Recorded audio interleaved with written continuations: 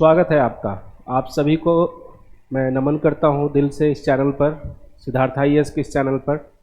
और मैं आज आप लोगों को इस बजट के पहलू को लेकर आया हूं आप लोगों के सामने। आसान शब्दों में अगर बोले तो, आसान शब्दों में अगर आपको बजट समझना है तो आप इस बजट को देखिए, आपको समझ में आसानी से आएगा। क्योंकि अभी तक लोगों का मिथ रहा है, निर्मला दीदी पढ़ती हैं ना, तो पढ़कर तो वो चली जाती हैं ना, आप लोगों को समझ में बहुत कम ही आता है। ठीक है, तो कुछ चीज़ें हैं जो मैं आप लोगों को डिस्कस कर रहा हूँ। कैसे चीज़ें जाननी है, क्या समझना है, वो क्या है बजट में 23-24 में क्या दिया गया है, वो जानने की कोशिश करते हैं। ठीक है, तो ये देखिए, ये जो वर्ड है सबसे पहले जानते हैं कि बजट वर्ड क्या है। ठीक है, तो ये जो वर्ड है बजट,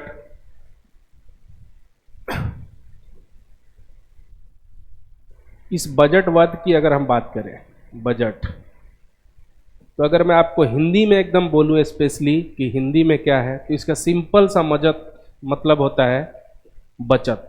क्या होता है? बचत। ठीक है, अब इस बचत को आप समझ सकते हैं अपने आसान भाषा में। आसान भाषा में अगर मैं बात करूं तो हमारे घर में होने वाले रोज के क्रियाकलापों में, ठीक है, ये आपको बचत देखने के लिए मिलता है। ठीक है, लेकिन इसको अगर आसान बनाना है, तो अगर आपको सीखना है तो सीखेंगे किससे? तो अपने मम्मी से सीखिए ना। मम्मी जो घर का बजट बनाती है ना महीने का, वो कभी गड़बड़ नहीं हो सकता। ठीक है, वो चाहे कैसा भी हो, कितना भी पैसा पापा ला कर देते हो, ठीक है, जितना वो बजट बना ली है उसमें से पैसे वो क्या करेगी और बचा भी लेगी। ठीक है, इसलिए मम्मी का बजट कभी भी खराब नहीं होता है। ठीक है, तो सिंपल सा इसका मतलब है, बजट का मतलब बचत। ठीक है, लेकिन मैं अगर मैं बोलूं कि ये बजट वर्ड आया कहाँ से है, ठीक है, तो ये बजट जो वर्ड है ना, ये फ्रेंच वर्ड है। क्या है? ये फ्रेंच वर्ड है जिसका मतलब होता है बजटे। क्या होता है? ये जो बजटे वर्ड है फ्रेंच, ठीक है, ये आया है फ्रेंच से और इसका मतलब होता है, सिंपल में अगर मैं बात करूं तो बचत। और होता क्या है कि अगर मैं बोलूं आपको कि बजट एक्चुअल में क्या है, ठीक है, तो बजट का मीनिंग होता है little bag, little bag of leather, little bag of leather. किसका? चमड़े का एक छोटा सा थैला। ठीक है, जिसमें आपने देखते होंगे जब फाइनेंस मिनिस्टर जाते हैं ना, तो एक छोटे से थैले को लेकर वो जाते हैं बजट को पेश करने। ठीक है, तो वो एक्चुअल में जो थैला है ना, वही है बजट। ठीक है, और ये जो वर्ड लिया गया है कहाँ से? तो फ्रेंच वर्ड से। ठीक है, अब मैं थोड़ी सी बात करता हूँ आज़ादी के टाइम से। तो आज़ादी के टाइम में सबसे पहले जो हमारे फाइनेंस मिनिस्टर थे वो थे लियाकत अली खान। कौन थे? लियाकत अली खान। लियाकत अली खान के बाद एक और दूसरे जो फाइनेंस मिनिस्टर बने, उनका नाम था RKS चेट्टी, RKS चेट्टी। ठीक है, इन दोनों के बाद 1950 में जो नया व्यक्ति बनकर आया जिसका नाम था जॉन मथाई। क्या नाम था? जॉन मथाई। और यहीं से किस्सा शुरू होता है। जॉन मथाई से ही चीज़ें मानी जाती हैं कि थोड़ी सी हमारी अच्छी हुई ना। पहले जो 2 बजट उन लोगों ने पेश किया या फिर जनता को दिया, बहुत ज़्यादा सक्सेसफुल नहीं रहा ना। अब जैसे इधर से बात कर लेते हैं, तो अभी हैं हमारी फाइनेंस मिनिस्टर निर्मला सीतारमण।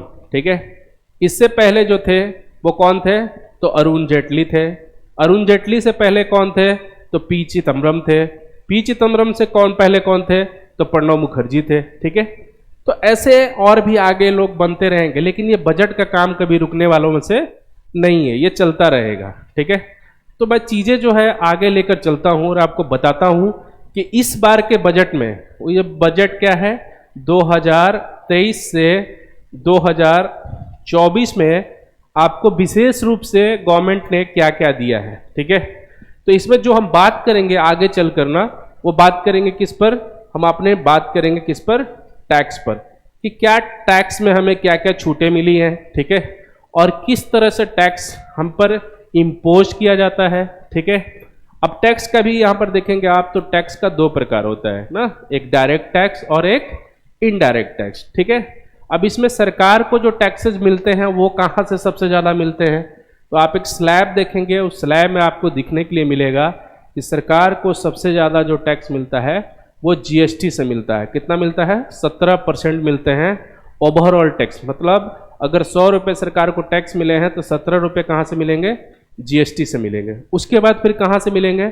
तो कॉरपोरेशन टैक्स है और इनकम टैक्स है, ये दोनों टैक्स हैं जहाँ से इनको 15% आपको टैक्स मिलते हैं, लेकिन 17% जो मैक्सिमम कहाँ से मिलता है? वो जीएसटी से मिलता है। और जीएसटी डायरेक्ट टैक्स नहीं होकर क्या है? इनडायरेक्ट टैक्स है। क्या है? इनडायरेक्ट टैक्स है। ठीक है, ये चीजें आगे हम डिस्कस करेंगे। ठीक है, लेकिन अभी इसके साल के बजट में अभी क्या आगे दिया हुआ है ये मैं आप लोग को दिखाता हूं। चलते हैं बजट की ओर। और ये हमारा बजट में सबसे पहले आज आप लोगों ने देखा होगा कि निर्मला दीदी ने बात किया है किसका? अमृतकाल का। और ये रहा आपका अमृतकाल का विजन। और अमृतकाल का विजन क्या है आप देखिए, यहाँ पर मैं आपको दिखाता हूँ। पहला है opportunities for citizen with focus on the youth.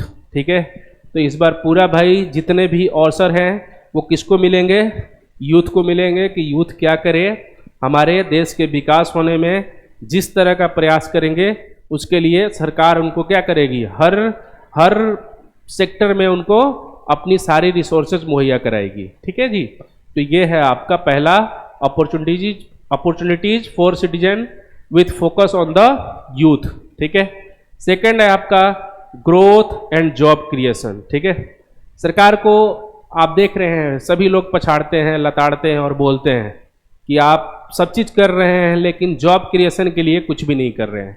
तो इस बजट में देखिए दूसरे नंबर पर ही आपके लिए दिया गया है बात क्या, कि इसमें हम जॉब क्रिएशन लाएंगे और जो ओवरऑल ग्रोथ है हम उस पर काम करेंगे। ठीक है, अब जॉब क्रिएशन होता कैसे है ये आगे जब आप इकोनॉमिक्स की और भी चीज़ें पढ़ेंगे तो आपको पता चलेगा कि एक्चुअल में जॉब क्रिएट कैसे किया जाता है। ठीक है, तो जॉब क्रिएट आपको करने के लिए कभी कभी सरकार को महंगाइयाँ भी बढ़ानी पड़ती हैं। जितनी महंगाइयाँ होंगी जिस हिसाब से मार्केट में डिमांड बढ़ेगा उस तरह से क्या होगा?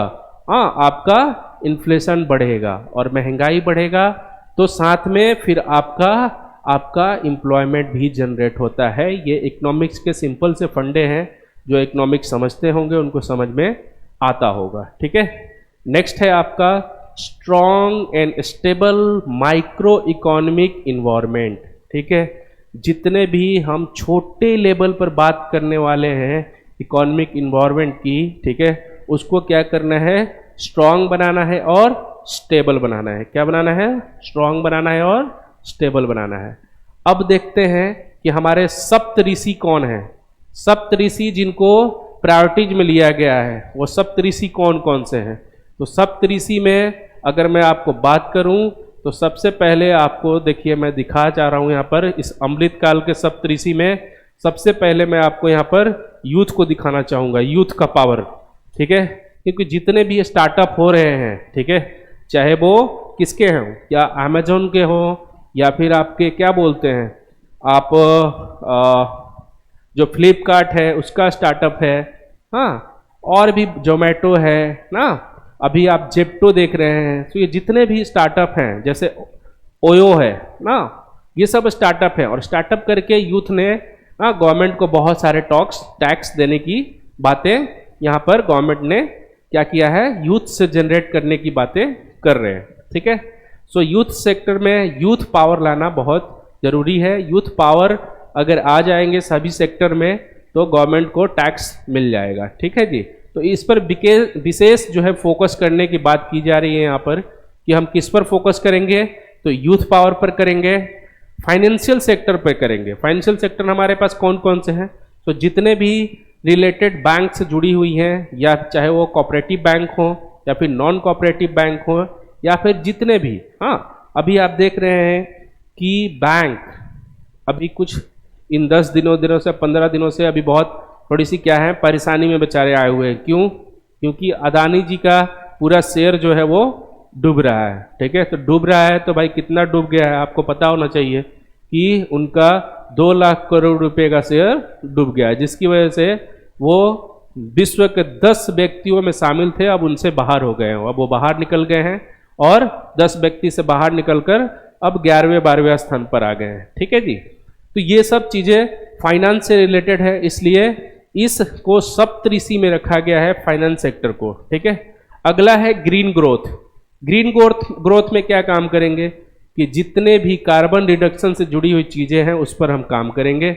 मतलब अब सीएनजी पर हम काम करेंगे, सीएनजी के चीजें जो जुड़ी जितनी भी बस गाड़ी हैं, हाँ, उस पर हम काम करेंगे। ये रहेगा आपका। नेक्स्ट है आपका अनलीजिंग द पोटेंशियल, ठीक है। सो इसमें बेसिकली जो भी हमारे चीजें हैं कि भाई जो भी हमारे ग्रीन से रिलेटेड, जो भी हमारे फाइनेंशियल सेक्टर से रिलेटेड, हमारे यूथ पावर से रिलेटेड, और जो हमारे इंफ्रास्ट्रक्चर इन्वेस्टमेंट हैं, जो हमारे इंक्लूसिव डेवलपमेंट है, reaching the last mile. Reaching the last mile मतलब है कि जो हमारा टारगेट हमने जो फोकस कर रखा है, इस बार जिस चीज़ को हम अचीव करेंगे, ठीक है, उस पर कहाँ हमें पहुँचना है, उस पर बात करना है, ठीक है, उस पर हमें काम करना है, उस टारगेट को अचीव करना है। और इसको इन्होंने सप्तऋषि में रखा है, जिसको हमने नाम दिया है रीचिंग द लास्ट माइल, ठीक है। वैसे भी सिद्धार्थ आईएएस का आपने देखा होगा, स्लोगन में हमेशा लिखा रहता होगा क्रिएटिंग लास्ट माइल डिफरेंस, ठीक है। तो जो लास्ट माइल है वो क्या है, आप कहीं भी रोड पर जाते हैं तो आपने देखा होगा कि लिखा रहता है इतना माइल बचा है, अब इतना माइल बचा, अब इतना माइल बचा। जब पहुंच जाते हैं तो क्या रहता है आपका, वो लास्ट माइल रहता है। मतलब आपको जहां पहुंचना था वो आप वहां पहुंच चुके हैं, ठीक है। इसी तरह ये भी बोल रहे हैं कि रीचिंग द लास्ट माइल, जो आपका टारगेट है, ठीक है, जो जहां पहुंचना है गवर्नमेंट को, ठीक है, उसको उन्होंने कहाँ रखा है, सप्तऋषि के अमृत काल में रखा है, ठीक है। और इन पर ये काम करेंगे। काम किस किस सेक्टर पर करेंगे, तो इंफ्रास्ट्रक्चर एंड इन्वेस्टमेंट पर, ठीक है। अपलीजिंग द पोटेंशियल का मतलब है जितने भी आपको शेयर से रिलेटेड, डिवेंचर से रिलेटेड ये सब चीजें जो हैं, ठीक है, वो आपको इस पर काम करना है, ठीक है। चलते हैं आगे की ओर। आगे है आपका सबका साथ सबका विकास, इंक्लूसिव डेवलपमेंट, ठीक है। तो इंक्लूसिव डेवलपमेंट में हम देखेंगे क्या क्या चीजें हैं जो हमें करना है। देखिए, सबसे पहले हम देखते हैं building digital public infrastructure. Building digital public infrastructure में है building an accessible, inclusive and informative solution for farmers. तो मतलब पूरी बात चल रही है किस पर, कि ऐसा एक हम इंफ्रास्ट्रक्चर और बिल्डिंग बना कर देंगे किनके लिए, फार्मर्स के लिए, ठीक है, जो उनके लिए आगे चलकर हितकर साबित होगा।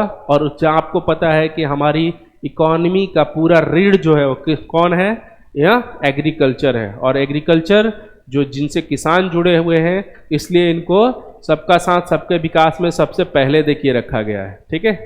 Setting up agriculture accelerator fund for encouraging innovative startups in rural areas, ठीक है।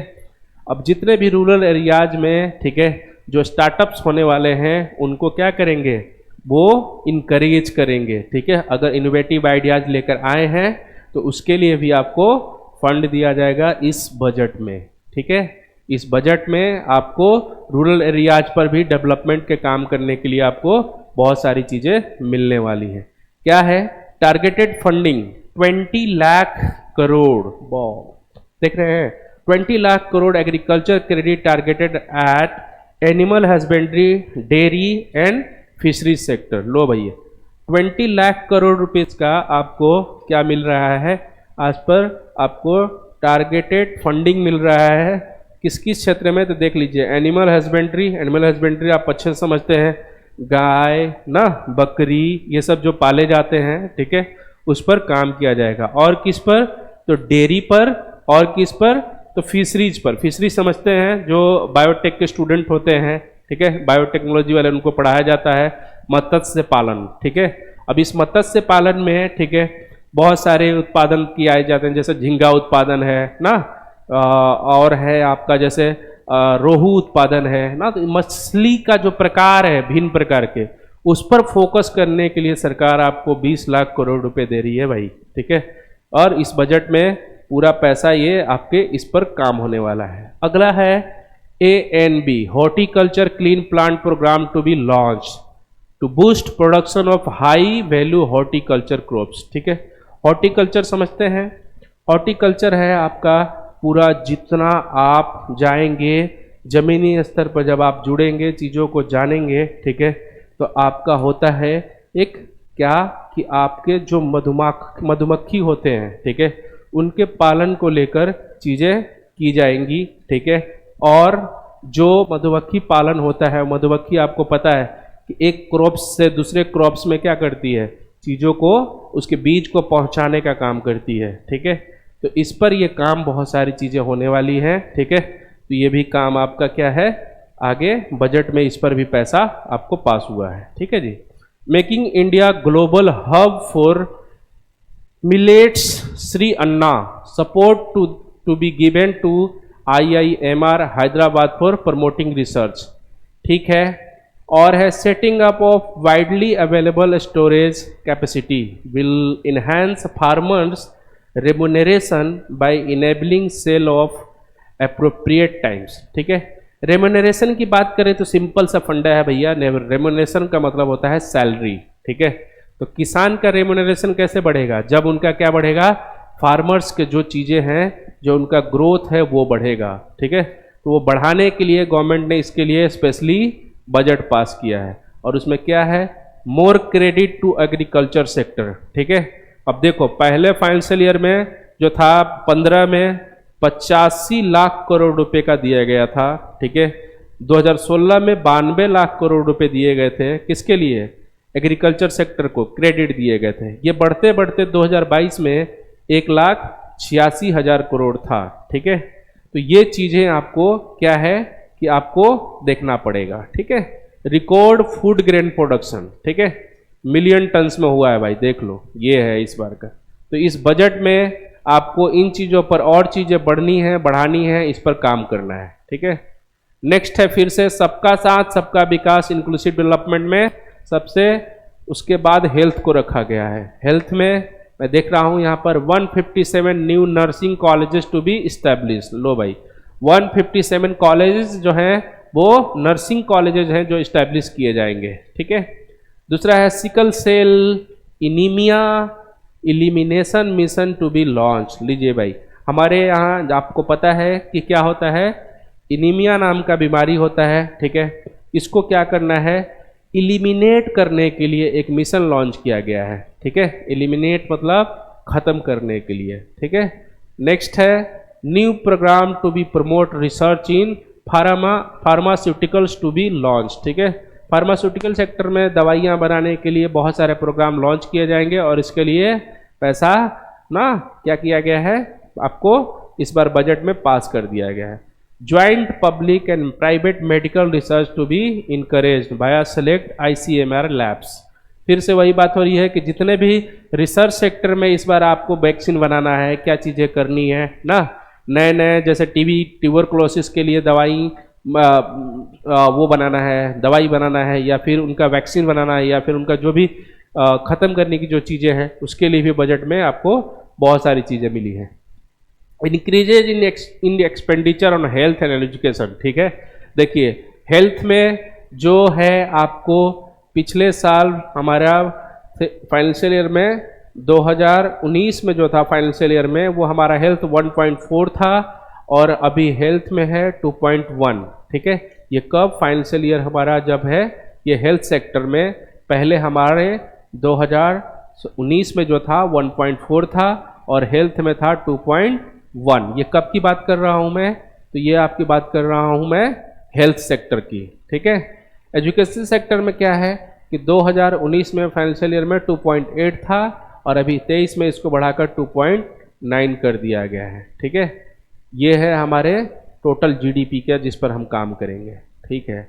एजुकेशन एंड स्किलिंग, एजुकेशन और स्किलिंग में दिया गया है revamped teachers training via district institutes of education and training.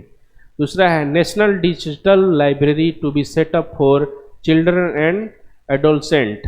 States will be encourage to set up physical libraries at panchayat and ward levels. लो जी, इस बार आपको क्या है कि नेशनल लेवल पर, ठीक है, लाइब्रेरी खुलेगा, और जो है पंचायत को क्या करना है, सारे वार्ड लेवल पर खोलकर दिखाने हैं, और इसके लिए पूरा सेंट्रल गवर्नमेंट आपको पैसा दे रही है, ठीक है।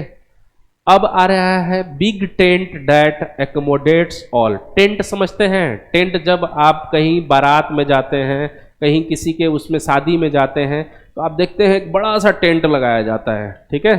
तो उस टेंट प्रोग्राम के तहत आपको क्या किया जाएगा, सबको एकोमोडेट किया जाएगा, मतलब सबको घर बनाकर सरकार देगा। और इसके लिए इस बार बजट में बहुत सारी चीजें आई हैं, ठीक है। क्या क्या वो टेंट के थ्रू है, जरा देख लीजिए। इंक्लूसिव डेवलपमेंट अचीवमेंट में सबसे है कि 9.6 करोड़ एलपीजी कनेक्शन मिलेगा। किसके भैया? अंडर उज्ज्वला के तहत, ठीक है। जो यूपीएससी के बच्चे हैं इसको देखेंगे और जानेंगे, क्योंकि ये योजना है और हर बार यूपीएससी के एग्जाम में कुछ ना कुछ यहाँ से पूछते हैं। तो आपका यहाँ बनता है क्वेश्चन कि 9.6 करोड़ एलपीजी कनेक्शन दिए जाएंगे, ठीक है। किसके? तो अंडर उज्ज्वला योजना के तहत, ठीक है। नेक्स्ट है 11.7 crore house hold toilets constructed under SBM. अब लो भाई, अब फिर से टॉयलेट बनेंगे कितने इस साल? तो 11.7 करोड़ बनेंगे और इसके लिए बजट में इस बार वही पैसा पास हो जाएगा और आपको मिल जाएगा। नेक्स्ट है 9 crore drinking water connection to rural houses, ठीक है। देखो, एक तो अर्बन एरियाज होता है, एक रूरल एरियाज होता है, ठीक है। रूरल मतलब गांव वाले जगहों में क्या मिलेगा? 9 करोड़ ड्रिंकिंग वाटर कनेक्शन मिलने वाले हैं, जिसमें साफ पीने की पानी को क्या किया जाएगा? प्रमोट किया जाएगा, ठीक है। बहुत सारे ऐसे गांव हैं जहां पर, जैसे मैं बताता हूं आपको, आप जाए कहां पर? महाराष्ट्र में। महाराष्ट्र में आज भी लोग पानी पीने के लिए गांव गांव भटकते हैं, तरसते हैं और पानी नहीं मिलता है। तो गवर्नमेंट ने क्या किया है आपके लिए? ये योजना लेकर आई है कि 9 करोड़ क्या करेंगे? कनेक्शन देंगे, मतलब 9 करोड़ घरों में कनेक्शन पहुंचेगा। और इसकी वजह से जितने लोग लाभान्वित, जैसे मान लो एक घर में 5 लोग हैं, तो 9 × 5 मल्टीप्लाई कर लो, ठीक है। मतलब 45 करोड़ लोग कम से कम ड्रिंकिंग वाटर से क्या होने वाले हैं? लाभान्वित होने वाले हैं, लाभ मिलने वाला है उनको, ठीक है भाई। बहुत बढ़िया।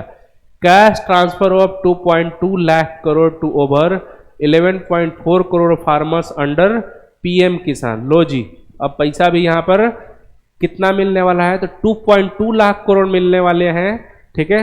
और कितने किसानों को? तो 11.4 करोड़ किसानों को। किसके तहत? अंडर प्रधानमंत्री किसान योजना के तहत, ठीक है जी। नेक्स्ट है insurance cover for 44.6 crore person under PMSBY and PMJJY। ये जानते हैं आप, ये सब योजना है प्रधानमंत्री, ठीक है, ज्योति जीवन योजना, ठीक है। इस सब में आपको क्या मिलेगा? इंश्योरेंस कवर होंगे आपके, ठीक है। मतलब आपको चलते फिरते कहीं एक्सीडेंट हो जाता है तो आपको क्या मिलेगा? इतने आपके इतने करोड़ रुपए का, 44.6 करोड़ रुपए का कवर किया जाएगा इंश्योरेंस, जितने भी लोग हैं जुड़े हुए भारत सरकार से उनको, ठीक है जी। नेक्स्ट है आपके बारे में growth remains resilience urban unemployment rate of 4। ये चलो ठीक है, आगे की चीजें हैं, आगे चलते हैं, नेक्स्ट चलते हैं। Reaching the last mile. देखो, जिसकी बात कर रहे थे कि लास्ट माइल पर कैसे पहुंचेंगे, तो पहुंचने का देखो यहां पर है कि प्रधानमंत्री development mission to be launch, ठीक है।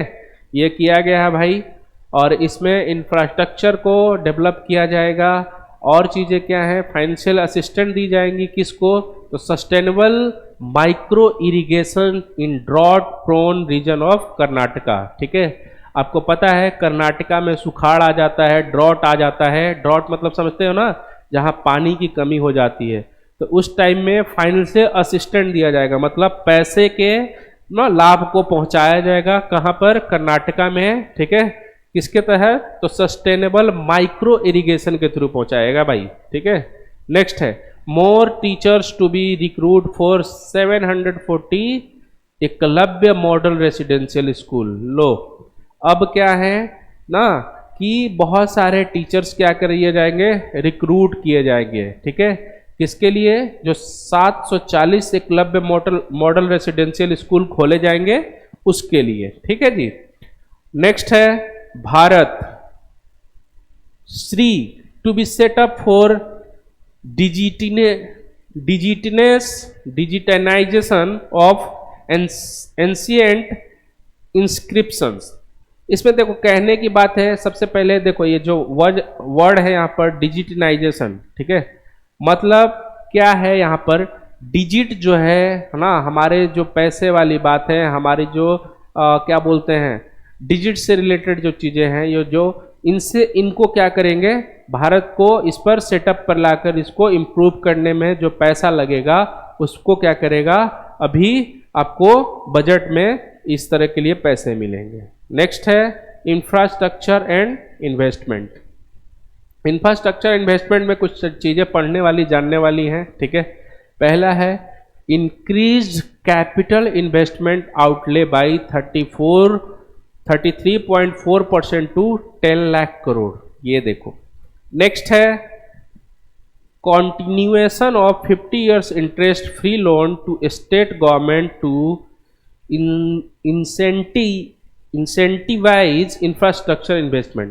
मतलब कहने का है कि अगले 50 साल के लिए, ठीक है, जो अपना स्टेट जो है अपना इंफ्रास्ट्रक्चर डेवलपमेंट के लिए जो इंटरेस्ट लेगा वो क्या होगा, पूरा इंटरेस्ट फ्री लोन होगा। मतलब जो सरकार देगी, सेंट्रल गवर्नमेंट जो पैसा देगी किसको, स्टेट को, वो अगले 50 सालों के लिए इंटरेस्ट फ्री होगा। कब, जब उनका काम किस पर होगा, तो स्टेट के इंफ्रास्ट्रक्चर को बढ़ाने के लेकर काम होगा, तो उस पर ये आपको फ्री मिलेगा। कैपिटल इन्वेस्टमेंट आउटले जो है ये क्या कर दिया गया है, आपको 33.3% से बढ़ाकर ये आपको कर दिया गया है 10 लाख करोड़, ठीक है। मतलब कैपिटल इन्वेस्टमेंट समझ रहे हैं, कैपिटल मतलब जब आप कोई भी काम स्टार्ट करते हैं बिजनेस अपने प्रॉफिट के लिए, तो सबसे पहले जो पैसा लगाते हैं उसको बोला जाता है कैपिटल, जिसको हिंदी में बोलते हैं हम पूंजी, ठीक है।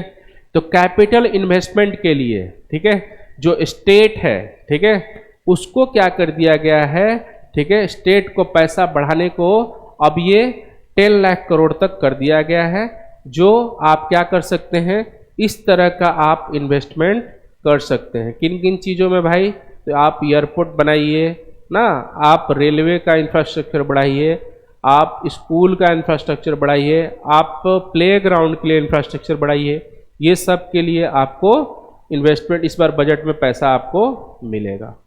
Highest ever capital outlet of 2.4 lakh crore for railway. लो भाई, इस बार रेलवे के लिए सबसे ज्यादा पैसा पास हुआ है इस बजट में, कितना है, तो 2.4 लाख करोड़, ठीक है। कितना है, 2.4 लाख करोड़। और आपने सुना होगा, ठीक है, कि पैसा ये आएगा तो रेलवेज में अब रिक्रूटमेंट भी होंगे और काम भी चलेगा, ठीक है, क्योंकि रेलवे जो है पूरे वर्ल्ड में सबसे ज्यादा एम्प्लॉयमेंट जनरेट करने वाला हमारा इंडियन रेलवे है, ठीक है। तो इसके लिए इस बार बजट में जो पैसा मिला है 2.4 लाख करोड़ मिला है। नेक्स्ट है 100 transport infrastructure project identified for end to end connectivity for ports, coal, steel, fertiliser sectors. देखो 100 ट्रांसपोर्ट इंफ्रास्ट्रक्चर, समझ रहे हो किसके लिए, तो भैया कोल के लिए, स्टील के लिए और फर्टिलाइजर के लिए। फर्टिलाइजर क्या होता है, उर्वरक, जिससे किसान अपना गेहूं में डालता है तो उसकी फसल बढ़ जाती है, ठीक है। इन सब सेक्टर के लिए 100 जो है ट्रांसपोर्ट सेक्टर तैयार किए जा रहे हैं, ठीक है। कनेक्टिविटी जो बनाई जाएगी ताकि किस पर काम हो सके, इन सब चीजों पर, ठीक है। नेक्स्ट है creating urban infrastructure in Tier 2 and Tier 3 cities via establishment of UIDAF, ठीक है। फिर से वहीं पर इंफ्रास्ट्रक्चर इस्टेब्लिश करने की बात हो रही है, और ये बात हो रही है तो भाई इसके लिए बजट में पैसा मिलेगा। एक चीज़ें और है यहाँ पर, देखो छोटी छोटी चीज़ें लिखी हैं। क्या लिखा है, UIDF का मतलब यहाँ पर क्या है, अर्बन इंफ्रास्ट्रक्चर डेवलपमेंट फंड, ठीक है। एक और है PVTG जो आगे था, जिसका मतलब है पार्टिकुलरली वल्नरेबल ट्राइबल ग्रुप्स, ठीक है। और श्री था, श्री का मतलब है शेयर्ड रिपोजिटरी ऑफ इंस्क्रिप्शंस, ठीक है। नेक्स्ट चलते हैं, नेक्स्ट है आपका unleashing the potential, trust based government, ठीक है, ट्रस्ट बेस्ड गवर्नेंस। इसका मतलब है कि क्या हम एक्सपेक्टेड आउटकम्स आने वाले हैं, ठीक है, और किस पर हम अभी कितना काम करने वाले हैं। तो देखो, मेक AI का मतलब है यहाँ पर आर्टिफिशियल इंटेलिजेंस। अब हम क्या करने वाले हैं, बहुत सारे ना क्या करने वाले हैं, आर्टिफिशियल इंटेलिजेंस के लिए वो खोलने वाले हैं, सेक्टर खोलने वाले हैं ना। और इसके लिए बजट में स्पेशल पैसा इस बार के गवर्नमेंट ने हमें दिया है, ठीक है। 3 specialised AI centre to be set up in educational institution, ठीक है। तो 3 ऐसे सेंटर खोले जाएंगे, किसके, आर्टिफिशियल इंटेलिजेंस के, ठीक है। नेक्स्ट है artificial intelligence based solution in agriculture, health and sustainable city, ठीक है भाई। किस किस में, तो आर्टिफिशियल इंटेलिजेंस किस किस में काम करेंगे, तो ये देख लो, एग्रीकल्चर सेक्टर में करेंगे, हेल्थ सेक्टर में करेंगे, और किस में, तो सस्टेनेबल सिटीज में, ठीक है। ये आप इनके काम होंगे और इसके लिए बजट में इस बार पैसा मिला है। National data governance policy to be introduced, और उसके एक्सपेक्टेड आउटकम्स क्या होंगे, तो enable access to anonymized data for research by startups and academia। ये है आपका कि जो भी आपके नेशनल डेटा गवर्नेंस पॉलिसी के थ्रू आएंगे उस पर क्या करेंगे, जितने भी स्टार्टअप्स हैं उसके लिए रिसर्च के लिए पैसा मिलेगा, और वो पैसा इस बार बजट में पास हुआ है, ठीक है। कि इस बार स्टार्टअप्स वालों को सबको क्या करना है, एनेबल करना है और उनको एक्सेस देना है, ठीक है। नेक्स्ट है विवाद से विश्वास। नेक्स्ट क्या है, विवाद से विश्वास। Less stringent contract execution for MSME। यहाँ का MSME का मतलब है भैया माइक्रो स्मॉल मीडियम इंटरप्राइजेज, जो हैं उनके लिए भैया इस बार विवाद से विश्वास, मतलब विवाद से विश्वास को लेकर काम करना है। और इनको 2 रूप में बांट दिया गया है, विवाद से विश्वास को 1 में और विवाद से विश्वास 2 में। जिसमें पहले में काम करेंगे हम MSME में, और दूसरे में है easier and standardise settlement scheme. और कौन कौन सा वो स्कीम होगा, तो आप जरा देख लीजिए, ठीक है। वो faster settlement of contractual dispute of government and government undertaking, ठीक है। जो भी लड़ाई झगड़े जो छोटे बहुत जो भी गवर्नमेंट में और गवर्नमेंट के अंडरटेकिंग में होते हैं, उसको एकदम तुरंत एकदम ख़त्म करके काम स्टार्ट कर देंगे, ठीक है। वही पहले में क्या है MSME में कि relief to MSME affected during the Covid period. भाई जो MSME जो कोविड के दौरान बहुत परेशान रहे थे, जिनको लॉस हुआ था, उनको क्या करेंगे, ये रिलीफ देने वाले हैं। मतलब उनको अगर कुछ लॉस हुआ था तो उनको इस बार बजट में कुछ मिलेगा कि उनको भाई रिलैक्स किया जाए थोड़ा, ठीक है। नेक्स्ट है phase 3 of e-courts to be launch. E-courts समझते हैं, मतलब इलेक्ट्रॉनिक कोर्ट्स। पहले कोर्ट जो अभी तक थे हमारे इंडिया में, जितने में क्या है, जज बैठते हैं, वकील बैठते हैं, लोग आते हैं। अब जाने की वहाँ ज़रूरत नहीं है, अब इलेक्ट्रॉनिक कोर्ट्स हो जाएगा। आप घर से भी बैठे बैठे अपने जज से बातें सुन सकते हैं, अपने वकील से बातें कर सकते हैं, और अपना क्या करेंगे, अपना जो भी लड़ाई झगड़ा है वो सुलझा सकते हैं, ठीक है जी। बहुत बढ़िया।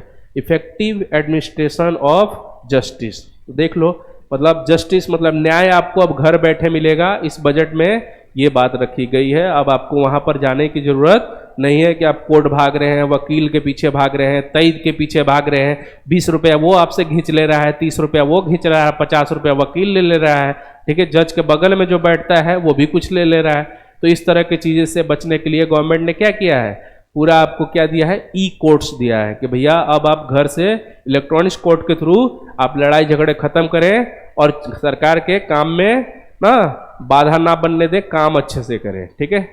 आज अगला है आपका entity DigiLocker to be set up for use by business enterprises and charitable trust, ठीक है। इस पूरा एकदम देखिए समझ लीजिए, डिजिटल लॉकर देगा आपको जो भी चैरिटेबल ट्रस्ट है, ताकि उनका पैसा कहीं भी इधर उधर जाने की जरूरत नहीं है भाई, ठीक है। डिजिटल लॉकर है, सारी चीज़ें अपना जो सामान है आपका वो आप क्या सकते हैं, डिजिटलाइज करके अपना लॉक कर दीजिए। ठीक है, अब आगे क्या है उस फैसिलिटी में देख लेते हैं।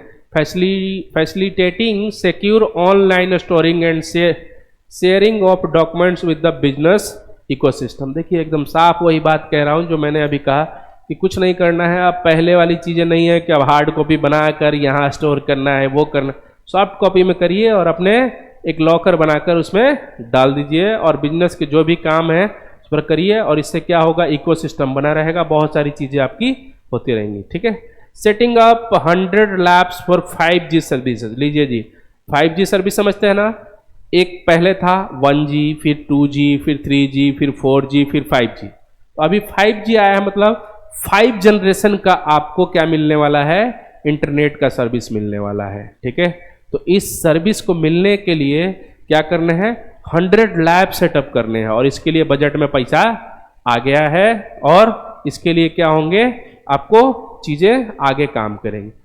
To tap employment potential and business opportunities. इसलिए किस लिए कर रहे हैं भाई ये 5G के 100, तो जितने भी एम्प्लॉयमेंट हैं, हाँ, बिजनेस अपॉर्चुनिटीज हैं, उसको जनरेट करने के लिए। R&D का मतलब होता है research and development, grant for lab grown diamonds ना, LGD सेक्टर। ये क्या करेंगे, to reduce import deficiency by encouraging domestic production. ठीक है, तो ये क्या करेंगे, डोमेस्टिक प्रोडक्शन को इंक्रीज करने के लिए ये एक लैब बनाकर R&D सेक्टर आपको देंगे। अब नेक्स्ट है ग्रीन ग्रोथ। ये देखिए सबसे मस्त अच्छी चीज है कि ग्रीन ग्रोथ पर क्या क्या काम होने वाला है। ठीक है, तो इसके लिए पीएम प्रणाम योजना लॉन्च की गई है। ठीक है, और इसमें क्या क्या चीजें मिलने वाली, देखिए, will incentivise states and union territory to promote usage of alternative fertilisers मतलब वही उर्वरक की बात कर रहा हूं मैं। ठीक है, 500 new waste to wealth plants.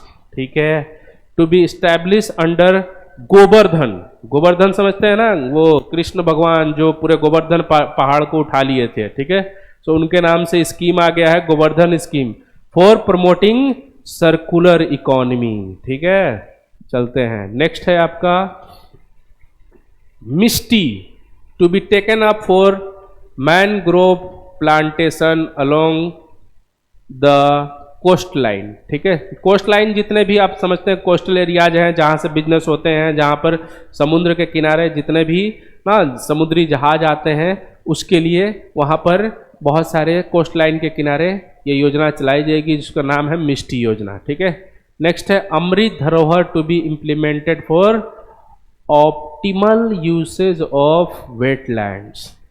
Other initiatives, setting up 10,000 bio inputs resource centers to facilitate farmers to adopt natural farming, promotion of battery energy storage system, promotion of coastal shipping for energy efficient transportation, funds to be located for replacing old polluting vehicles। Next है अमृत पीढ़ी मतलब youth power, वही जिसकी हम लोग बात किए थे, और इसमें क्या किया गया है, देखिए, प्रधानमंत्री कौशल विकास योजना 4.0 लाया गया है। ठीक है, और इसमें क्या मिलेगा, covering new courses like coding.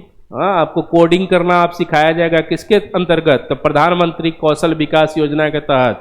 अब आपको कोडिंग करना आ जाएगा तो आप ऐप वैप बनाना सीख जाएंगे, और आपको क्या सिखाया जाएगा, AI मतलब आर्टिफिशियल इंटेलिजेंस के बारे में भी आपको सिखाया जाएगा। आपको रोबोटिक्स मतलब रोबोट्स बनाना सिखाया जाएगा, ताकि घर में आपको पानी अगर पीना है, कोई नहीं है, तो आप ऐसा रोबोट बनाएं जो आपको पानी लाकर पिला सके। ठीक है, या सरकार के काम में मदद कर सके, सरकार की गाड़ी चला सके, सरकार का JCB मशीन चला सके।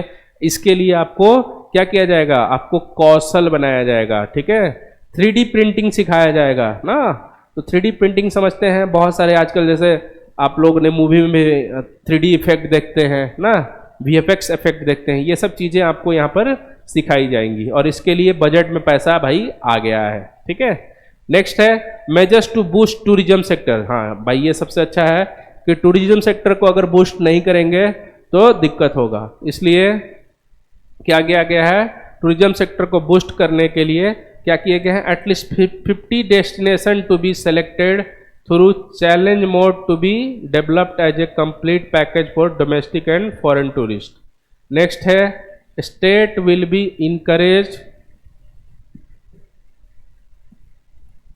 states will be encouraged to set up unity malls for promotion and sale of ODOP, one district one product, GI and handicraft products। ठीक है, ये सब आपको देखिए गोवर्धन के बारे में आगे चीज़ें लिखी गई हैं कि क्या है उसका full form, globalising organic bio agro resources dhan. ठीक है, नेक्स्ट है फाइनेंशियल सेक्टर। फाइनेंशियल सेक्टर में क्या क्या सेटअप करने हैं, तो देखिए पहले पढ़ते हैं महिला Samman Bachat Yatra, one time new small savings scheme for a 2 year period with deposits facility of up to 2 lakh for women. ठीक है, इसमें महिला सम्मान बचत यात्रा में क्या है कि भैया आपको 2 साल के लिए आपको सरकार 2 लाख रुपए का डिपॉजिट करके देगी पर महिला, और वो उसके अंतर्गत क्या कर सकती है, अपना काम सेटअप कर सकती है। ठीक है जी। नेक्स्ट है बेनिफिट्स फॉर सीनियर सिटीजन। तो सीनियर सिटीजन के लिए बेनिफिट्स क्या है, तो सुनते हैं, enhance maximum deposit limit for senior citizen savings scheme from 15 lakh to 30 lakh. लीजिए इनके जो सेविंग स्कीम्स हैं उनको 15 लाख से बढ़ाकर अब 30 लाख कर दिए गए हैं। नेक्स्ट है setting up of national financial information registry to enable efficient lending, promote financial inclusion and enhance financial stability. Financial inclusion का मतलब यहाँ पर है कि मैक्सिमम लोगों को क्या करना है, वो सरकार के बैंक अकाउंट से जोड़ने का काम, समझ रहे हैं, इसको बोलते हैं फाइनेंशियल इंक्लूजन। मतलब कि गांव में भी जो लोग सरकार के अकाउंट से नहीं जुड़े हुए हैं उनको जोड़ना है, उनको चीज़ें समझानी है और उनको बतानी है। जैसे मोदी जी सबसे पहले आए थे तो क्या किए थे, जनधन योजना के तहत ना सबको अकाउंट को क्या कर दिया था ना, ओपन करा दिया था और फिर उनके पैन को और उनको आधार को जोड़ दिया था। ठीक है, तो फाइनेंशियल इंक्लूजन का मेन काम यही था। ठीक है, तो इसको और क्या करना है, इन्हेंस करना है, किसके लिए, तो फाइनेंशियल स्टेबिलिटी को बढ़ाने के लिए। ठीक है, फाइनेंशियल स्टेबिलिटी क्या होता है, जितने लोग फाइनेंशियल इंक्लूजन के थ्रू जुड़ेंगे ना, उससे क्या होगा कि फिर वो पैसा अपना कहाँ रख सकेंगे, वो अपना पैसा रख सकेंगे कहाँ पर, अपने बैंक में। और जब अपने बैंक में पैसा रखेंगे तो इस बैंक के पैसे को सरकार दुनिया को दिखा सकेगी कि देखो इंडिया के लोगों के पास कितना पैसा है। और जब दुनिया के लोगों को दिखा सकेगी तो दुनिया के लोगों को लगेगा कि भारत के पास इतना पैसा है, मतलब बाजार बहुत बड़ा है। और अगर बाजार बड़ा है तो फिर एफडीआई के थ्रू भारत में पैसे आएंगे। ठीक है, और भारत में फिर एफडीआई के थ्रू पैसे आएंगे, मतलब क्या आएगा, डॉलर आएगा ना, येन आएगा ना, पाउंड आएगा, रुबल आएगा, जितने भी विदेशी करेंसी है वो आएंगे। और विदेशी करेंसी आने से भारत का जो स्टोर है ना वो बढ़ जाएगा और इसके बिहाफ पर फिर हम और मैक्सिमम ज़्यादा से ज़्यादा क्या कर सकेंगे, नोट छाप सकेंगे। और जितना ज़्यादा हम नोट छापेंगे उतना ज़्यादा और क्या होंगे, हम अपने इंफ्रास्ट्रक्चर में लगाएंगे और इंफ्रास्ट्रक्चर में हम लगाएंगे तो और ज़्यादा क्या हो पाएंगे, डेवलप हो पाएंगे। ठीक है, ये सब सारी चीज़ें करने के लिए ये आपको फाइनेंशियल सेक्टर में इस बजट में बहुत सारी चीज़ें आपको मिल रही हैं। ठीक है, नेक्स्ट क्या है, नेक्स्ट है credit guarantee scheme for MSME. लीजिए आपको expanded corpus under a revamped scheme to enable additional collateral free guaranteed credit of ₹2 lakh crore. ठीक है, ये आपको पैसा मिला है 2 लाख करोड़ रुपए, किसके लिए भैया, तो माइक्रो स्मॉल मीडियम इंटरप्राइजेज के लिए, कि आप पैसा लीजिए और क्या करिए, इस इंडस्ट्रीज को बढ़ाइए। ठीक है, तो ये है आपका। अब क्या है, फिजिकल मैनेजमेंट। देखो अगर हम बात करते हैं मॉनेटरी पॉलिसी की और फिजिकल पॉलिसी की, ठीक है, तो मॉनेटरी पॉलिसी का देखने का काम किसका होता है, आरबीआई का। और अगर फिजिकल पॉलिसी की बात करें तो फिजिकल पॉलिसी का देखने का काम और बनाने का काम किसका होता है, केंद्र सरकार का, भारत सरकार। तो फिजिकल मैनेजमेंट के लिए जो चीजें हैं वो देखते हैं क्या क्या है। 50 year interest free loans to states, वही जो पहले मैं पढ़ चुका हूं वही बात है यहाँ पर कि अगले 50 सालों के लिए स्टेट को क्या मिलेगा, ऐसा लोन मिलेगा जिस पर उसको इंटरेस्ट नहीं देना होगा। अगर वो किस पर काम कर रही है, तो इंफ्रास्ट्रक्चर पर काम कर रही है, स्टेट के अंडरटेकिंग पर काम कर रही है, कैपिटल एक्सपेंडिचर जो भी हैं उसके काम को बढ़ावे पर कर रही है। ठीक है, तो इन सब के लिए जो पैसा मिलेगा वो कितना मिलेगा, 50 सालों के लिए छूट में मिलेगा, कोई भी रेट ऑफ इंटरेस्ट नहीं होगा। नेक्स्ट है यहाँ पर physical deficit of 3.5% of GDP allowed for state 0.5 tied up to power sector reforms. ठीक है, देखो अगर फिजिकल डिफिसिट की हम बात कर रहे हैं तो आपको यहाँ पता होना चाहिए कि फिजिकल डिफिसिट को क्या किया है, 3.5% मतलब टोटल जीडीपी का, जितना पहले हमारा जीडीपी है उसका टोटल 3.5%, जैसे अभी हमारा जीडीपी कितना है 7.5% है। ठीक है, तो उसका जो 3.5% होगा वो किस पे काम करेगा, वो काम करेगा स्टेट्स के 0.5 tied to power sector reforms के लिए, मतलब किसके लिए, बिजली के लिए है ना। ये पावर क्या है, बिजली वाली बात कर रहा है ना। और इसको कौन बनाता है, तो NTPC, national thermal power corporation limited. ठीक है जी, तो ये आपका काम करेगा। फिर है क्या, फिजिकल कंसोलिडेशन, ये है आपका targeted physical deficit to be below 4.5 by 2025 to 26, 2025 से 26 के बीच में वो कितना रहने वाला है, तो 4.5% से नीचे रहने वाला है। ठीक है जी, बहुत बढ़िया। आगे चलते हैं। Indian economy backed by strong micro economic fundamentals, ये चीज़ें हैं। Union government on the path of physical consolidation और GST monthly revenue continues to remain around 1.5 lakh crore. ठीक है, ये देखो GST monthly revenue continues to remain around 1.5 lakh crore. ठीक है, next, asset quality in banks improving with lower NPAs. NPAs का मतलब क्या है, नॉन परफॉर्मिंग एसेट, ऐसा एसेट जो बैंक को लगता तो है कि उनको मिल जाएगा लेकिन कभी मिलता नहीं है। क्यों, क्योंकि हम लोन लेकर बैठ जाते हैं और बैंक का पैसा नहीं देते हैं, तो वो उनके लिए क्या हो जाता है, नॉन परफॉर्मिंग एसेट हो जाता है, जो बैंक को लगता तो है कि कभी भी मिलेगा लेकिन वो कभी मिलता नहीं है। ऐसे चीजों को क्या बोलते हैं, एनपीए बोलते हैं। ठीक है, तो ये क्या बोल रहा है, asset quality in banks improving with lower NPAs, मतलब जितने भी एनपीएज हैं उसको क्या करना है, लोअर करना, मतलब कम करना है, बढ़ाना नहीं। आपने बीच में सुना होगा कि एनपीए हमारा 3% से बढ़कर 5% हो गया है। ठीक है, देखो सितंबर 2022 कितना है 5, मार्च 2022 5.8, मार्च 2021 7.3, मार्च 2020 8.2। तो इसको क्या करना है, अब हमें और घटाकर नीचे ले जाना है। ठीक है भाई, मतलब और कितना, 3 पर, 2 पर, 1 पर, ताकि जितने भी लोग लोन ले रखे हैं वो पैसा उनसे क्या करना है, वापस लेना है। गांव के मुखिया जी लोग बहुत लोन लेकर बैठ जाते हैं और देते नहीं है। ठीक है, जैसे मेरा एक दोस्त बैंक में है, वो काम करता है, वो बोलता है मुखिया ले रखा है 50 लाख रुपए और बोलता है कि मांडवाली कर लेते हैं। मांडवाली करने पर आते हैं तो बोलता है देंगे सिर्फ 3 लाख रुपए, तो 47 लाख रुपए क्या होगा, एनपीए में चला जाएगा। आ रही बात समझ में। ठीक है, तो उस पैसे को मुखिया जी से उठाकर वापस लाना होगा हमें ना, तभी हमारा एनपीए और घट सकेगा। ठीक है जी, बहुत बढ़िया।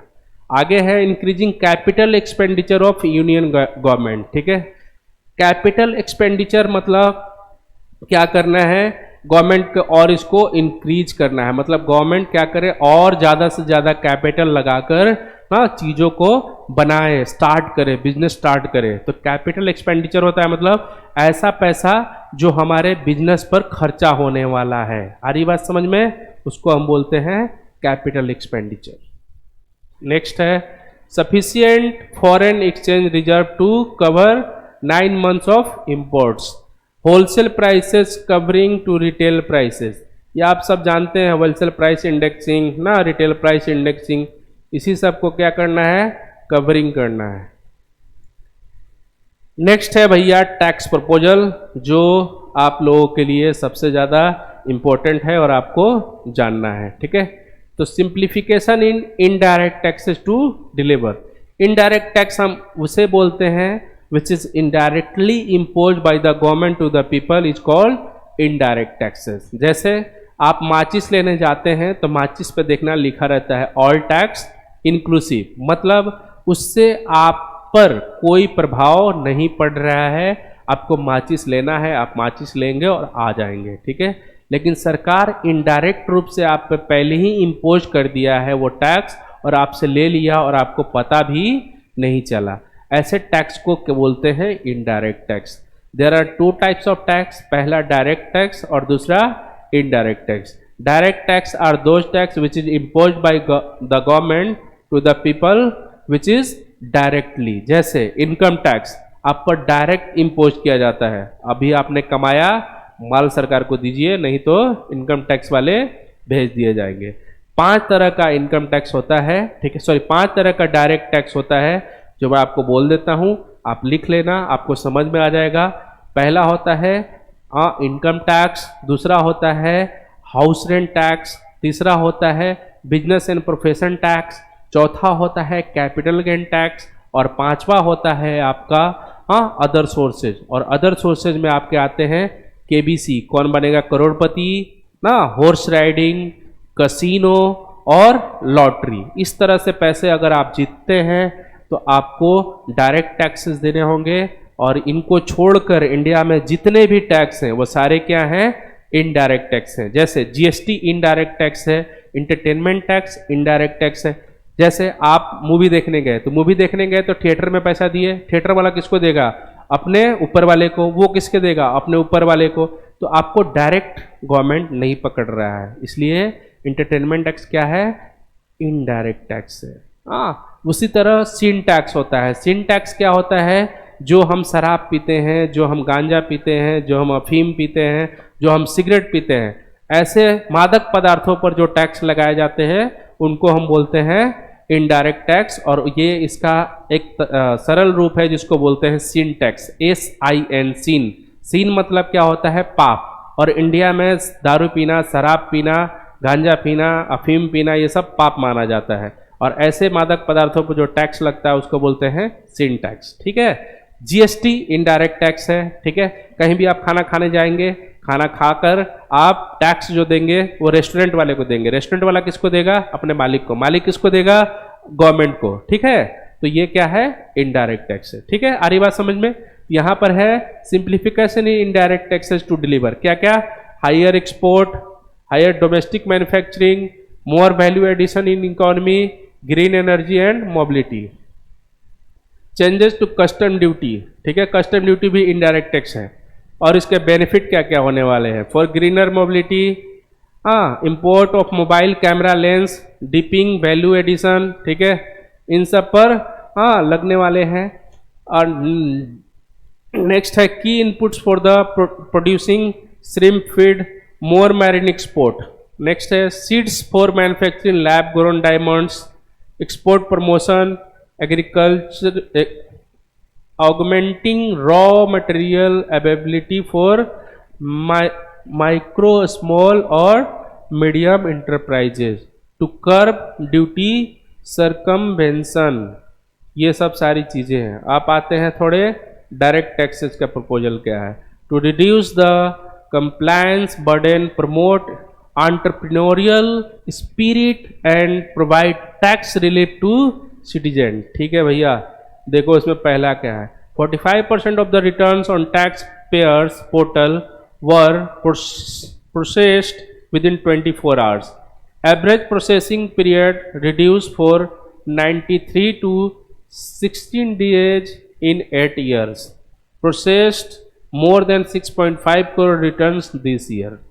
नेक्स्ट है further simplifying income tax slab, जो मोस्ट इंपॉर्टेंट है, जो आपको जानना है। इस बार निर्मला दीदी ने बोला है कि हम 7 लाख रुपए तक कोई भी टैक्स हम इंडिविजुअल से नहीं लेंगे। इंडिविजुअल मतलब जो आदमी 18 साल से ऊपर और 65 साल से नीचे है उसको क्या बोलते हैं, इंडिविजुअल बोलते हैं। तो इंडिविजुअल को इस बार 5 लाख के स्लैब से बढ़ाकर 7 लाख कर दिया गया है। मतलब जो आदमी 7 लाख तक रुपए कमा रहा है उसको कोई भी टैक्स देने की जरूरत नहीं है। लेकिन इसको समझने का आसान तरीका है, वो कैसे समझना है ये जरा देखेंगे आप। कैसे समझना है, देखो अगर मैं बोलता हूं, जैसे दीदी ने बोला कि 10 लाख रुपए आप कमाते हैं तो आपको जो टैक्स देना है वो कितना देना है, 45,000 ओनली देना है। कितना देना है, 45,000 ओनली। ठीक है, अब यहां पर समझने की बात है, समझने की बात है। यहां पर आप देखेंगे कि यहां पर 7 लाख भैया छूट मिल गया, 7 लाख कितना मिल गया, छूट मिल गया, तो बचा कितना, 3 लाख।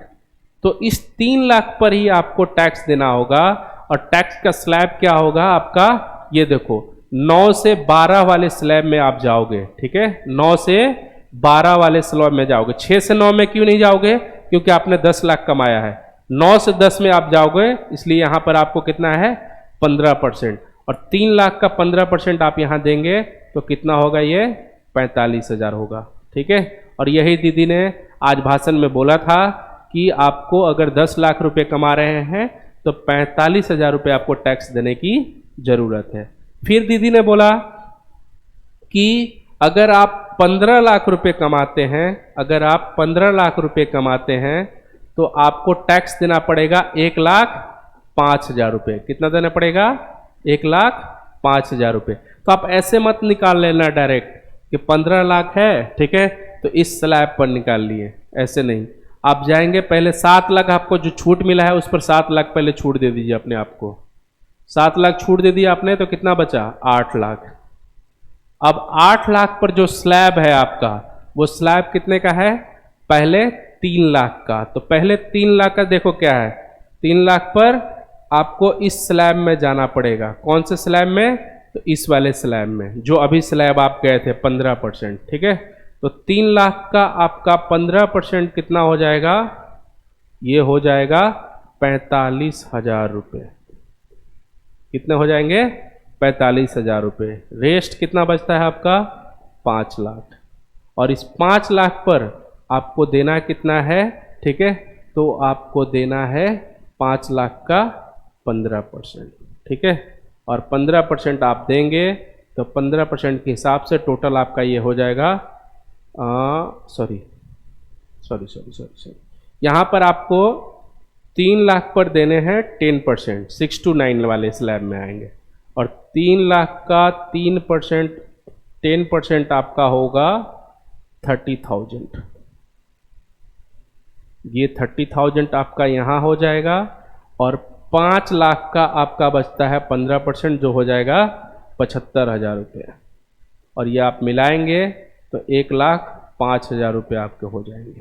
ठीक है, तो ये टैक्स आपको 15 लाख पर कितना देना होगा, 1,05,000 रुपये। लेकिन यहाँ पर एक चीज़ और बात है कि आपको 80C में एग्जप्शन मिलता है। अगर आपने LIC करा रखा है तो फिर आपको 50,000 का आपने LIC करा रखा है तो आपको 1,05,000 देने की भी जरूरत नहीं है। फिर आपको सिर्फ कितना देना है, 55,000 देना है।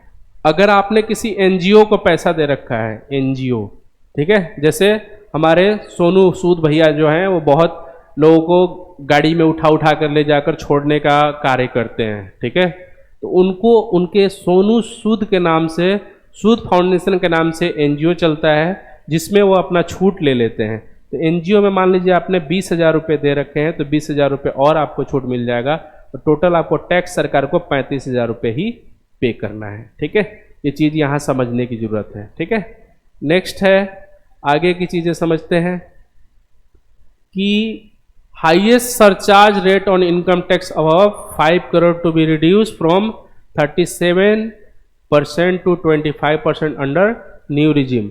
अभी देखिए, इसमें बोल रहा है कि अगर आप 5 करोड़ रुपए तक कमा रहे हैं तो पहले आपको टोटल जो था 37% देना था, लेकिन अब कितना देना है, 37 नहीं, कितना देना है, 25%। यहाँ पर इस बजट में और भी आपको एक फ़ायदा मिलने वाला है, ठीक है, अगर आप इतना करोड़ 5 करोड़ के ऊपर टैक्स दे रहे हैं तो, ठीक है, अगर 5 करोड़ की आमदनी आपकी होती है तो। नेक्स्ट है extending benefit of standard deduction to new tax regime for salaried class and pensioners, ठीक है। अब इसमें क्या है, बहुत सारे और जो पेंशन लेने वाले लोग हैं ना, सैलरीड क्लास जो लोग हैं, उनको बहुत सारे बेनिफिट्स दिए गए हैं, ठीक है। आगे है increasing tax exemption limit to 25 lakh on leave encashment और retirement for non government salaried employees, ठीक है। इंक्रीजिंग टैक्स एग्जम्पशन का मतलब टैक्स में और भी छूट मिलने का क्या होगा, और इंक्रीज कर दिया जाएगा लिमिट, कितना, 25 लाख से किस पर, जो लीव इनकैशमेंट है उस पर, और जो रिटायरमेंट है नॉन गवर्नमेंट सैलरी एम्प्लॉयज है उन पर, ठीक है। नेक्स्ट है simplifying tax benefit of industries, ठीक है। यह इंडस्ट्रीज के बारे में बहुत सारे बेनिफिट हैं जो आपको मिलने वाले हैं, और सबसे पहले है enhanced limits for micro enterprises and professionals to avail benefit of presumptive taxation, 95% of received to be on cash. Next है deduction on payments made to micro small medium enterprises to be allowed only when payment is actually made, ठीक है जी। Next है extending 15% corporate tax benefit to new cooperatives commencing manufacturing till 31 March 2014। आप समझते हैं हमारा financial year कब से कब तक चलता है, 1 मार्च से लेकर 31 मार्च तक, ठीक है जी, 1 अप्रैल से लेकर 31 मार्च तक। नेक्स्ट है हायर लिमिट ऑफ 2 लाख पर member for deposit and loans in cash by PACS and PCARDB, ये स्कीम होगा जो आगे अभी एक्सप्लेन करेगा आपको। Higher limit of 3 crore for TDS on cash withdrawal for cooperative societies, ठीक है। अब कोऑपरेटिव सोसाइटीज का हायर लिमिट जो हो गया है वो TDS का कितना हो गया, 3 करोड़ हो गया। TDS क्या होता है, टैक्स डिडक्शन आफ्टर सर्विसेज, ठीक है, जो आपने टैक्स जमा किया हुआ है, ठीक है, उस पर विड्रॉल मिलता है गवर्नमेंट के तरफ से, ठीक है, मतलब वो पैसे फिर से आप वापस ले सकते हैं, ठीक है, ये चीजें हैं। आगे है extension of the date of incorporation by 1 year for income tax benefit to startups, benefit of carry forward of losses on change of share holding of startups from 7 years of incorporation to 10 years। यही सब चीज़ें हैं। अब rupees कहाँ से कितने आते हैं तो देख लीजिए, रुपीज़ आते हैं आपके कहाँ से, तो इनकम टैक्स से 15%, यूनियन एक्साइज ड्यूटी से 7%, कॉर्पोरेशन टैक्स से 15%, goods and service tax and other taxes से 17%, कस्टम से आते हैं आपके 4%, नॉन डेट कैपिटल रिसीट से 2%, नॉन टैक्स रिसीट से 6%, and borrowing and other liability से 34%। ये हैं आपके टैक्स जो आते हैं। और टैक्स पैसे जो आपके जाते हैं वो कहाँ हैं, पेंशन में जाते हैं भारत सरकार के 4%, अदर एक्सपेंडिचर में 8%, interest payments 20%, centrally sponsored scheme 9%, subsidies 7%। Subsidies आप समझते हैं पेट्रोल पे मिलता है, किरोसिन तेल पे मिलता है, फर्टिलाइजर पे मिलता है, तो ये सरकार आपको यहीं से पैसे उठा कर देता है। डिफेंस पर 8%, सेंट्रल सेक्टर स्कीम पर 17%, finance commission and other transfers पर 9%, state shares of taxes duties पर 18%। ये है पैसे जो आपके जाते हैं। एलोकेशन फॉर स्पेसिफिक मिनिस्ट्रीज, लो भाई, मिनिस्ट्री ऑफ डिफेंस के लिए जो इस बार पैसे मिले हैं वो मिले हैं 5.94 करोड़, ठीक है जी, ये है आपके बजट में। Ministry of road transport and highways के लिए 2.70 करोड़ ना, मतलब 2,70,000 करोड़ रुपए आपको मिले हैं, ठीक है। हाँ, नेक्स्ट है मिनिस्ट्री ऑफ रेलवे, जैसे पहले ही मैंने बोला था आपको कि 2,40,000 करोड़, यहाँ पर 2,41,000 करोड़ दिखाएगा। Ministry of consumer affairs food and public distribution, इसमें 2.06 लाख करोड़ आपको मिले हैं। मिनिस्ट्री ऑफ होम अफेयर्स को मिले हैं 1.96, ठीक है। इसमें जितने भी आपको जो मिनिस्ट्री ऑफ होम अफेयर्स में जितने भी सेंट्रल पुलिस हैं, एक्साइज ड्यूटी, कस्टम ड्यूटी ना, इनकम टैक्स डिपार्टमेंट के जितने भी ऑफिसर, इन सबको सैलरी वैली जो मिलता है सब आपको यहीं से मिलता है, ठीक है। Ministry of chemical and fertilizer को 1.78 लाख करोड़ मिले हैं। मिनिस्ट्री ऑफ रूरल डेवलपमेंट को 1.6 लाख करोड़ मिले हैं। Ministry of agriculture and farmers welfare को 1.25% मिला है। मिनिस्ट्री ऑफ कम्युनिकेशन को 1.3 लाख करोड़ मिले हैं, ठीक है जी। Allocation of major schemes in crore, ठीक है। जल जीवन मिशन को मिला है 2023 में 60,000 करोड़, ठीक है, जबकि इस बार बढ़ा दिया गया है 23-24 में आपको 70,000 करोड़। मतलब 22 से 23 बजट में था 60,000 करोड़, इस बार बढ़कर हो गया है 70,000 करोड़, 10,000 करोड़ और बढ़ा दिया है गवर्नमेंट ने। नेक्स्ट है डेवलपमेंट ऑफ फार्मास्यूटिकल इंडस्ट्रीज, ठीक है। 22 से 23 में 100 करोड़ थे, ठीक है, अब इसको बढ़ाकर 1250 करोड़ कर दिया गया है।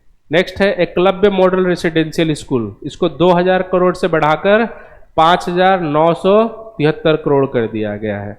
नेक्स्ट है आपका प्रधानमंत्री आवास योजना। प्रधानमंत्री आवास योजना का जो पैसा पहले 48,000 करोड़ था उसको बढ़ाकर 79,590 रुपीज़, मतलब 79,590 आपको कर 590 करोड़ बढ़ाकर कर दिए गए हैं। नेक्स्ट है आपका scheme for faster adoption and manufacturing of EV-FAM, ठीक है। इसमें आपको देखिए क्या है 2,908 करोड़ से बढ़ाकर 5,172 करोड़ कर दिए गए हैं। नेक्स्ट है north east special infrastructure development scheme. North east आप समझते हैं जो 7 सिस्टर है, वहाँ पर इंफ्रास्ट्रक्चर को बढ़ावा देने के लिए, मतलब वहाँ पर घर बनाने के लिए, वहाँ पर रोड बनाने के लिए, वहाँ पर रोडवेज बनाने के लिए, वहाँ पर एयरपोर्ट बनाने के लिए, वहाँ पर ये सब चीज़ें बनाने के लिए पहले साल बजट में था 22 से 23 में था 1419 करोड़, इस बार बढ़ाकर सीधा कर दिया गया है 2491 करोड़, मतलब सीधा बढ़ा दिया गया है 1000 करोड़ रुपए। रिसीट एंड एक्सपेंडिचर लाख इन करोड़, ठीक है। रिवेन्यू रिसीट ये है, कैपिटल रिसीट ये है, ये सब चीज़ें आपको PDF मिल जाएगा, आप उस पर कर लेना, ठीक है। आगे की बातें कुछ ज़्यादा नहीं है, इतना ही तक है, ठीक है। तो ये था आपका पूरा आज के बजट का निचोड़, ठीक है। इस वीडियो को अच्छे से देखें, कुछ भी चीज़ें समझ में ना आए तो एक बार कमेंट करें, कमेंट सेक्शन में आपको अच्छे से सारी चीज़ें बता दी जाएंगी। तब तक के लिए मिलते हैं, नमस्कार।